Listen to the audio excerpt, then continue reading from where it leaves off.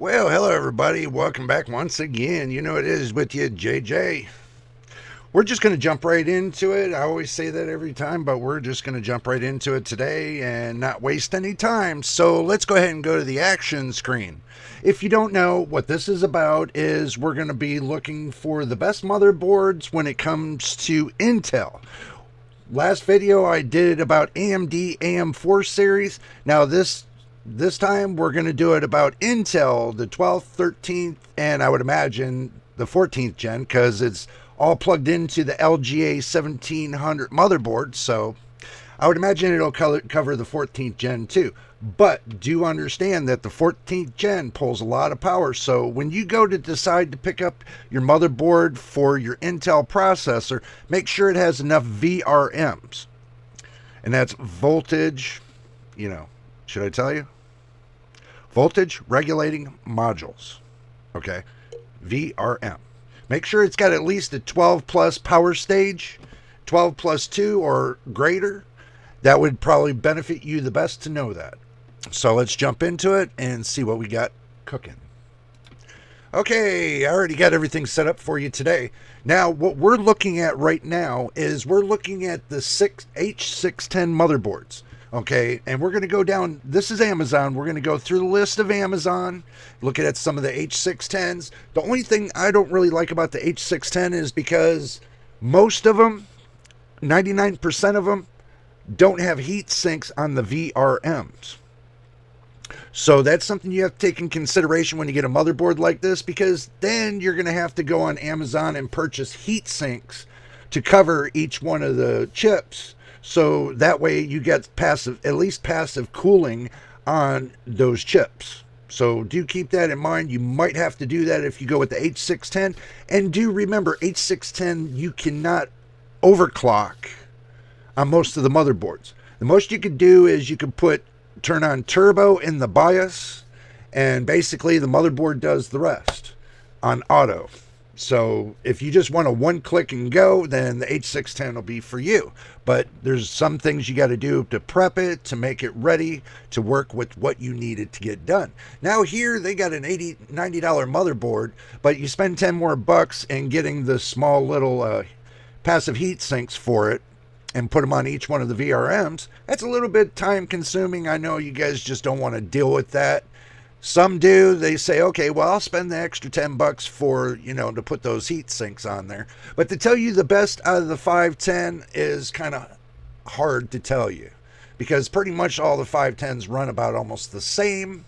It depends on if you want Gigabyte, you want MSI, you want Asus, or you want ASRock. But ASRock's got a 510 right here for $69.99, 70 bucks. So you spend 10 bucks to get the passive radiators, the little heat sinks to put on the VRMs, then then you got a decent motherboard for 80 bucks. Still cheaper than the other motherboards. We'll go ahead and look at this really quick. As you can see on the VRMs, these VRMs are not that great. Okay, I can tell you what it looks like. It looks like 1, 2, 3, 4, a 4 plus 2. That's not going to do you any justice when it comes to that. It looks like a 4 plus 2 to me. So it might say a little bit different. You could do your research to find out if it's good or not. But this is a DDR4 motherboard. I would prefer, if you're going to do something, either DDR4, DDR5, you'll have to make that decision. So let's move on. This right here is 119. But we're just going to look at these and get a good idea, and this gives you a baseline on your price as well. So when you go to look at the other motherboards, you kind of look and see what the baseline is. Like, I got this one here, 760 for 100 bucks, a 760, but it's got no covers on the VRMs. So moving on down the road, you can see Asus. Okay, this one looks like it's got a little bit of coverage for 109 bucks. It's Intel 12th gen. Not sure. It's LGA 1700, so it should be able to do 13th and 14th. That's if you update the BIOS, I would imagine. So looking at it and going through this, it's a DDR4 motherboard for 1700. It's got one coverage of the VRMs to your left right here. where you see my little hand, but it's got nothing up here. It's got nothing up here whatsoever. So all those chips that right there, you got to end up covering all those chips. And I would recommend also too the three inductors there. I would cover them as well, just to give you a heads up, because inductors get hot as well. Moving on, they got the ITX boards. If you want to go ITX, they got one here. They got many different. Let's go ahead and just move on and go up to the B660 motherboards. So you go to B660, and let's see this one for $94. Okay, so look. At least this has got coverage on the VRMs right there, but they ain't got no coverage on the inductors. So, but still, it still will work as a good motherboard for $94, depending on what they got for. They got an 8-phase power stage design. Let's say if you're not going to push the motherboard too hard, it's still DDR4, but let's say you already got a system that's got your DDR4 parts, like your RAM and stuff like that. Well, no. Actually, they say 4800 OC. That's kind of got me Intel Core Duo. Wow. Well, we're going to pass this motherboard because that's an Intel Core Duo, and that don't make sense. That must be a misprint, guys. That must be a misprint. Oh, it says LGA 1700, so it should do 12th, 13th, and 14th gen. It's got no fans on the coprocessors, from what I see right here. It's got no fans on the coprocessor. I know somebody brought that up too. They don't like the fans on the coprocessors. Well, I'll try to look for ones that don't. You got an ASRock motherboard right here for $95. If you're looking for budget motherboards. And this one is a B660M-HDV. That might be a good motherboard for you as well if you're looking for an Intel motherboard. You got a Pro B760, but this is DDR4. It's if you want to stay DDR4, you can. I'm sure there's a lot of DDR5 motherboards. So we'll just go ahead and click this, and we'll go and put DDR5. So this way we'll get a good glimpse at DDR5. I know some of you are going to say, well, how come you ain't showing DDR5? Well, here we go. We're showing DDR5 for you. So, looking at the DDR5 motherboards, this one for $120 is not too bad. My recommendations, look for the motherboard that's got the best VRMs, and it's more common sense to you that you get something that you're used to. If you're used to MSI, then get something MSI. If you're used to Gigabyte, get something Gigabyte. If you're used to something Asus, get Asus. If you're more interested in like it with ASRock, then get ASRock. Try to stay within your comfort zone so you can see what's out there. Now, with the B660s, if you can get one that's at like a 12 plus power stage, then you get a really good deal. But there are a lot of B660 motherboards that you can get for a cheap price. I mean, if you're really looking and you got a couple $100 to spend, then you'll probably want to move up to the 700 series. So, but the 600 series is just as good, just not all the bells and whistles that everybody would expect. Let's move over to the H670 motherboards and type in DDR5 and then go that route. That's a 610. It's a 670, but it's a NAS motherboard. I don't think you want that. This is a PG Riptide by ASRock for $150. That's not bad for that motherboard. As you go up in numbers, the prices are going to change. They're going to end up going upwards. Seeing the prices on today, it's not too bad for, H670s. Now let's move to the Z690s. This is the topper of it all. ASRock has a Z690M PG Riptide D5, means it's DDR5, 14th, 13th, and 12th gen. LGA 17 will support Windows 10 and 11. It's got a 13-phase Dr. MOS power designed for Windows. DDR5 at 6,000. Okay, now, looking at this motherboard, this is the one motherboard I would recommend because I always heard good things about ASRock, and when it comes to their motherboards, and I've watched a lot of reviews on the Z690M PEG Riptide D5, and a lot of people are recommending this motherboard. And to look at it, it's a common sense motherboard. You know, there's not much more common sense you can get with this. So, but the only thing is that's concerning me, if the memory storage max is only 64 gigs, is that going to be enough for you and your gaming? Well, nothing's exceeded 64 gigs of RAM yet. So even if you got 64 gigs and max the board out, you'll still have at least 5 years on that motherboard before you decide to upgrade from that. So you got a whole 5 years, and that 64 gigs is going to last you off a long time, I think. And it has 2133 megahertz as the memory clock. I doubt it because it's DDR5. Again, they're making, you have to watch for so many of the misprints that are on Amazon. Sorry, I had to delay for a moment and think about that. There's so many misprints on Amazon. You just got to know what a Z690 motherboard does. Okay, as far as the clocks and everything else, you can also look up the specs at ASRock. They'll give you the specs, the actual specs, so you'll know. But for this motherboard and looking at the price, they pair it up with i5 12600KF, which I think you can go and get a little bit better with this motherboard other than the 12600KF.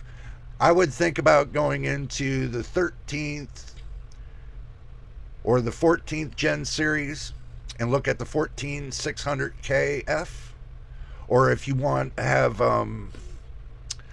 integrated graphics on it, then look at the 12600K. But if you wanted to overclock, then you want the KF version. So if you don't want no integrated graphics and you just wanted to be able to overclock, then the KF version would be for you. So they got all this together as a package for $302.72. Don't forget your drinking snacks, guys. But I think you can do better than a 12600. For that price right there, I would move up into the 13th or 14th gen if you're going to do it right the first time. So, but that right there, the Peerless Assassin, it might be good for that processor, but if you're moving into a 13th or 14th gen, I would think twice about it. But this has got some good 13-phase VRM design and stuff like that, so it should handle 13th and 14th gen just nice, especially with it having heat sinks on the VRMs and everything else. I mean, it looks like a really good motherboard. You also got on there too, it's got an M.2 card you can plug in for the Wi-Fi. It might come with Wi-Fi as well. That's something we didn't look at, you know. Or it might have the slot for Wi-Fi if you want to do it in the future instead of, you know, I mean, definitely got a good card, you know, good motherboard here if you want to go DDR5. Moving on down the road, let's see what else we can find. Let's see what else that's worth the price for you to buy. Let's see, we got an MSI Pro Z690A for $130. Let's look into this. Okay. So for $130, what are we getting? Okay, it's an ATX 24. Well, most of your power supplies are like that. This says compatible with Celeron and Pentium. Okay, so basically this is another misprint. So it supports 12th gen. So if it's LGA 1700, it should support 13th and 14th gen. I don't see why it just supports 12. Unless the motherboard manufacturer never made an update for the BIOS to support 13th and 14th gen. That you need to take a good gander on. So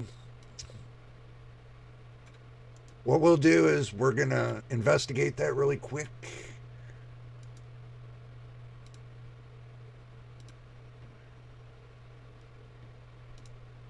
So that way we know for sure. Okay. Let's have a look at it. It's combining 2 by 8, let's see, steel armor, 6 layers, 2.5G for the internet. Not too bad. 14 plus 1 power design. Not too bad. Supports up to DDR5 memory up to 6400 plus overclock. Overclock on the megahertz. So that's what we're looking for right there, if it supports it or not. And it looks like it does. So it looks like it's not a bad, after all, motherboard. So, going back to this, for the price of it, for $129, this one says refurbished, excellent. So that's something you might want to consider as well if you want to do refurbished. But for 129 bucks, refurbished, can't beat it. So this is DDR4. That's not what y'all are interested in. Okay, let's go back to the main screen and talk about a couple things. And here we go. Look, let me slide my chair over. I know you guys see that crap in the corner. Don't worry about it. I'm getting a new table and stuff for that. And yes, I'm upgrading my man cave kind of thing. So I'm working on it slowly. Intel. When it comes to the Intel motherboards, you can buy any motherboard out there, but I suggest when you go to buy a motherboard that you turn around and you make sure it has at least a 12 plus 2 power stage or greater. This way it'll handle all the power that processor needs, so you don't wind up into a blue screen issue. Make sure the VRMs are covered on both sides. You got, looking at the motherboard like this, and you got the bottom, you got the top. Over to your left, you want to make sure there's a heat sink there, and over at the top, you want to make sure there's a heat sink there too.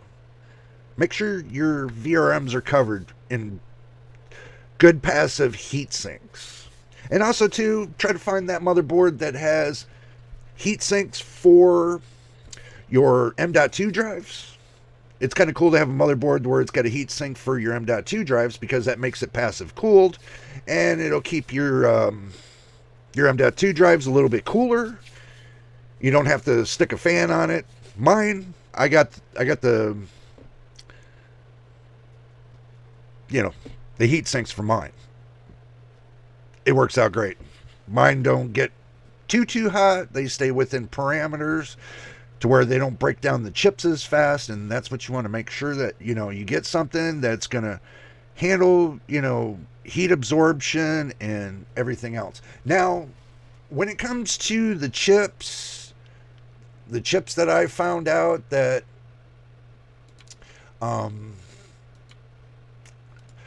the best thing for when it comes to your CPU processor, let's see, let me go back and show you what I'm talking about.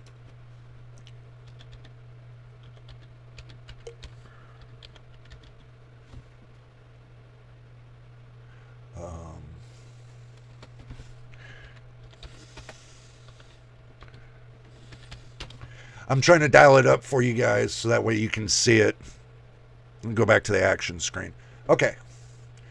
Now they got the Pure Loop Be Quiet for 360 millimeters, all-in-one water cooling system. Does Intel AM5, AM4. They got this one right here that I seen that was real interesting for 63.